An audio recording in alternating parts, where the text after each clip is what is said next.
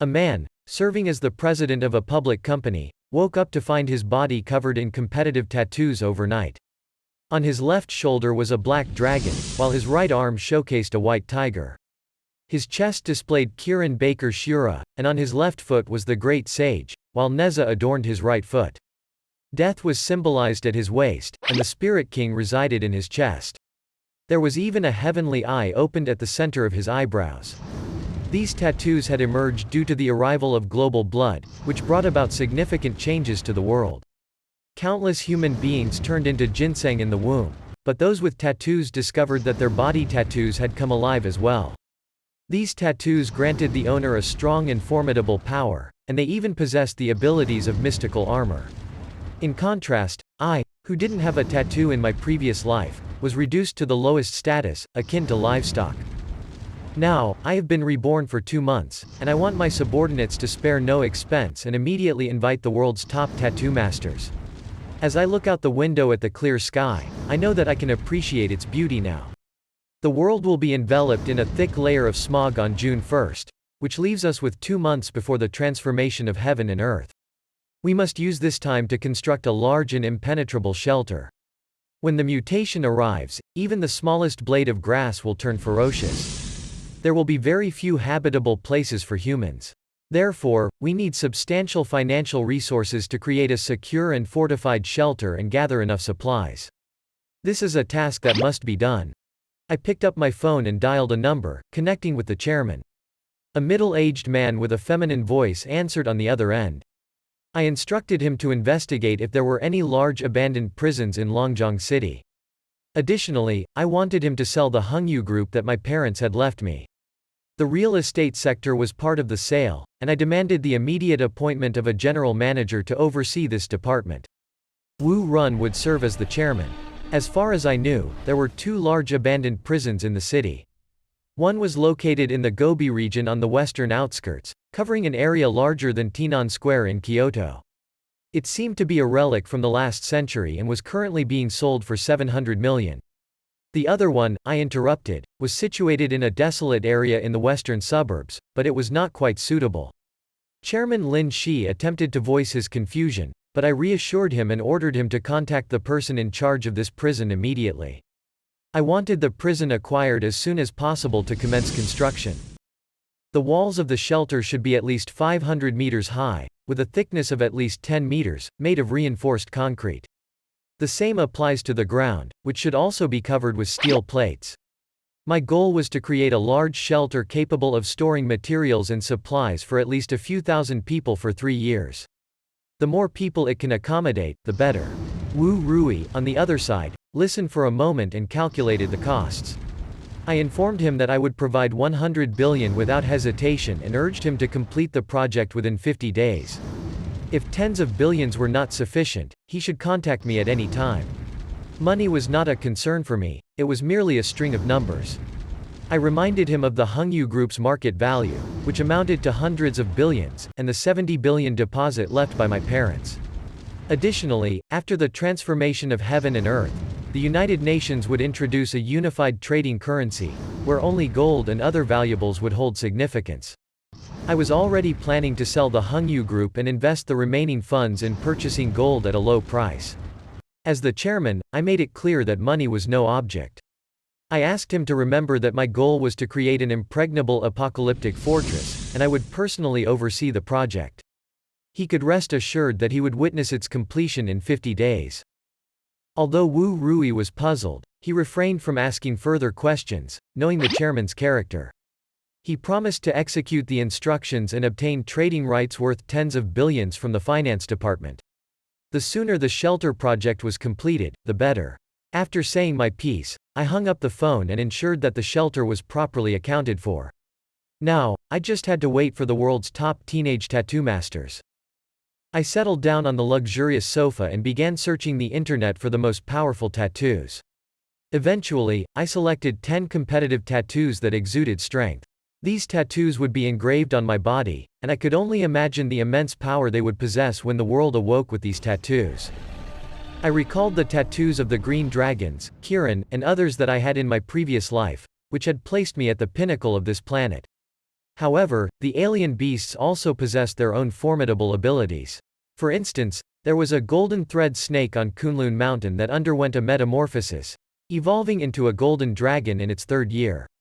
Mount Ma was home to the indomitable Monkey King, who ruled over the world of monkeys. After the transformation of heaven and earth, humans were no longer the dominant species. The Beast King wreaked havoc, and humanity relied on powerful weapons like nuclear bombs in the early stages for deterrence. Later on, they relied on superhumans for protection. In the evening, a black business car slowly parked in the villa's parking lot. The ostentatious door opened, and the first person to emerge was a tall and attractive woman with long burgundy hair, dressed in a professional suit. Following her was a middle-aged foreigner. Su Yuwei made a gesture of invitation to the latter, Mr. Anil, and he walked towards the villa. My artificial intelligence had already informed me of Su Yuwei's arrival. A little later, I entered the living room wearing a black robe. I introduced Mr. Anil, a renowned tattoo master, to the chairman. Anil greeted me and asked directly what kind of tattoos I wanted. I smiled and replied that I needed 10 tattoos, including the Monkey King, Kiran, White Tiger, Black Dragon Reaper, Asura Spirit God, Skeleton Great Sage, and Neza. Anil was surprised but knowledgeable about the tattoos I mentioned. I reassured him, stating that he only needed to focus on his craftsmanship, and whether I could handle the tattoos was my own concern. Since I had made my request, Anil didn't question further. I suggested that he rest for the night and begin the tattooing process the next day at noon. Anil agreed, and the following afternoon, Su Yuwei awaited outside my door. As the sun set, Anil walked out of the house, and Su Yuwei approached him to ask about his work. Anil nodded and complimented him, stating that the chairman's tattoo was perfectly depicted. He also mentioned that I had requested a tattoo for Su Yuwei and asked what he would like. Surprised, Su Yuwei hesitated, but upon hearing my stern voice, he reluctantly agreed to have a tattoo of a female Rakshasa carved on his arm. Before Su Yuwei could finish speaking, I interrupted him, leaving him stunned in place. Eventually, he reluctantly got up, and as I walked out of the room shirtless, he saw my body covered in tattoos. The more tattoos one has when the tattoo awakens, the more pain they will endure. Engraving this tattoo challenged my endurance, and it could even cause the iron to explode. In my previous life, I was not a transcendent being, so I only knew there would be some pain during the awakening process. However, I had become more open-minded now, understanding that pain was a necessary part of growth. Around 9 o'clock, I sent Anil and the others away. In the room, Su Yuwei looked at me with great puzzlement. I glanced at him and left, assuring him that he would soon be grateful for my decision. I had around 6 or 7 years left with him, so it was worth considering him sober-minded. Upon returning, I planned to discuss the matter with Kai Bu and grant Wu Rui access to tens of billions of funds. Su Yuwei intended to ask questions, but I preferred not to explain myself and walked away quickly. Time flew by, and it was already May 1st, Labor Day. Construction of the prison had begun 20 days ago, and it was being widely covered by online media outlets and live streamers. Thousands of workers labored day and night in shifts, and in just 28 days, over 2/3 of the construction had been completed. At this pace, it would be almost finished in a dozen more days. For ordinary people, there was nowhere to spend money, and thoughts of impending disaster loomed. However, I paid no attention to the outside world. I had spent the past month focusing on my physical fitness, considering the tattoo awakening and the potential loss of physical strength. Just then, a text message arrived on my phone, indicating a payment of over 90 billion. Simultaneously, Su Yuwei called, wanting to confirm if the chairman had received the money. I informed him that everything had gone well and instructed him to return as soon as possible. In response, Su Yuwei mentioned that he had resigned. While initially hesitant, he eventually divulged the information. From his perspective, Su Yuwei could only see his own decline. Additionally, the side that acquired the Hengyu Group was happy to have him stay, as he was a relatively strong woman. Wu Xin would remain in a place where he could take care of his parents, and industry investments worth tens of billions had been made to create a useless facility for men. It was comparable to his salary from the previous month. I casually mentioned that I would transfer the amount to his card, and without expression, he hung up the phone. Su Yuwei's departure had no impact on my mood. It was natural for horses to go their separate ways. Now, it was impossible for him to come back in the future. At that moment, a burly man in a black suit entered the villa. I picked up my teacup and looked up, asking him about the progress of the task. Zhang Huhei laughed and assured me that the brethren we had assigned were all tattooed with demon tattoos. They were orphans, so there was nothing to worry about. They were absolutely loyal to me as their boss. Lowering his voice, Zhang Hu added, "Boss, is the end times coming?" I didn't hide anything from him because he was a brother who had taken a knife for me. "Yes," I responded, "I didn't keep it a secret. You'll understand why soon." To avoid any mishaps, I instructed someone to oversee the projects in the western suburbs and ensure their completion within the next 10 days. Afterward, we would need a few more days to deliver various supplies. Once Zhang Hu left, I made a mysterious phone call, addressing the person as Xiao Jiyu. I praised the person on the other end for their significant actions during the month and then went straight to the point. I expressed my desire to purchase 160 billion worth of gold and asked for their assistance. The old voice on the other end of the line hesitated but eventually agreed when I transferred 1 billion to their account as a gesture of trust. I explained that I understood the risks involved, especially with the depreciation of the unified currency following the disaster. The person agreed to help, and I anticipated receiving a confirmation text message shortly. With that, the call ended. Fast forward to May 28, in the neighboring area of the western suburbs of Longjiang City, where nearly 10 billion had been spent on constructing a large shelter spanning over 500,000 square meters. It resembled a small city and left a powerful visual impact. The thick walls stood at over 600 meters in height and around 20 meters in width. At regular intervals, windmills for power generation dotted the landscape, providing extensive grid coverage. Solar panels were strategically placed, ensuring a continuous energy supply. The reinforced concrete walls extended to the interior of the shelter, and even the ground was covered with heavy steel plates. The world had undergone drastic changes, purging everything except for those with deep roots. Rats and ants had become highly destructive. Within the walls, numerous buildings were constructed, capable of accommodating tens of thousands of people. Outside the shelter, many media anchors and curious onlookers had gathered to witness the spectacle. The scale of the shelter left everyone awe-inspired. Su Yuwei, who was sitting in a luxury car, observed the scene alongside a beautiful woman. The woman shifted her gaze from the colossal structure and turned to Su Yuwei, mentioning that the person behind the acquisition of Hengyu Group was one of the 5 great families in Kyoto, known as Lingshui Lu. Su Yuwei expressed his frustration, explaining that he had no knowledge of the person's plans.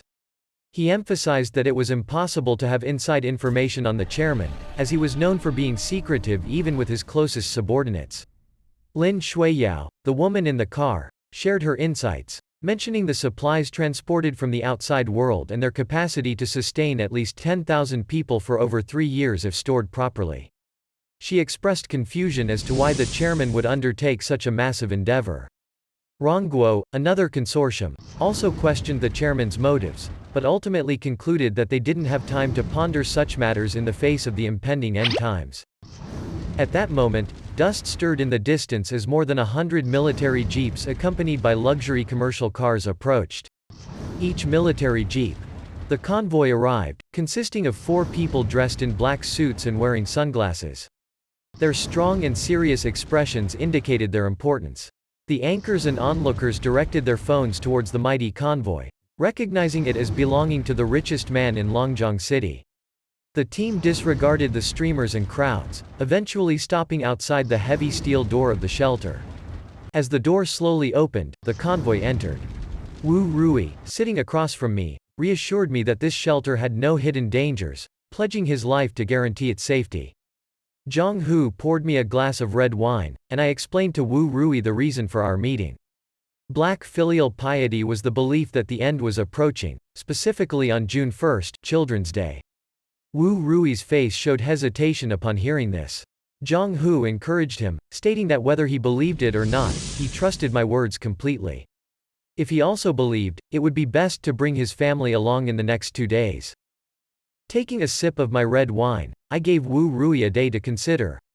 He eventually gritted his teeth and made the decision to bring his family tomorrow. With June 1st quickly approaching, he believed that even if it turned out to be false, there would be no harm done. Wu Rui then led me on a tour of the massive shelter, which had cost billions of dollars. The shelter had windmill generators, solar panels, 50,000 large generators, and over 300,000 tons of oil reserves. The protective measures were extensive, and there were various factories, including garment factories, food processing plants, and department stores producing daily necessities. Farmland areas were present as well, with different vegetable varieties and seeds. As for meat, it could be obtained by hunting the mutated monsters. After the tour, I was satisfied with the preparations. Everything was in place, awaiting the early morning of June 1st.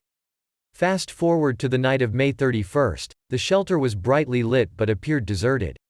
On the rooftop, I sat with Jong-hoo, drinking tea while gazing at the starry night sky. The serene atmosphere gave no indication of the impending cataclysm. Jong-hoo expressed his excitement, unable to contain the anticipation building inside him. We discussed the lack of firearms, but alloy cold weapons had been prepared in abundance. Time flew by, and suddenly it was 11:55. In the shelter, there were only Wu Rui's family members and 108 brothers under Jong-hoo, all bearing tattoos. I stared at the night sky, realizing that this would be a sleepless night. As the countdown approached 5, 4, 3, 2, 1, a bright light illuminated the sky. Blood-colored lightning crackled with a planetary aura, followed by a loud bang. Jong-hoo jumped in fright, unable to contain his surprise. But it wasn't just him. More than 7 billion people worldwide felt their hearts skip a beat under the thunderous sound. The enchanting blood light illuminated the entire global night, casting an eerie glow.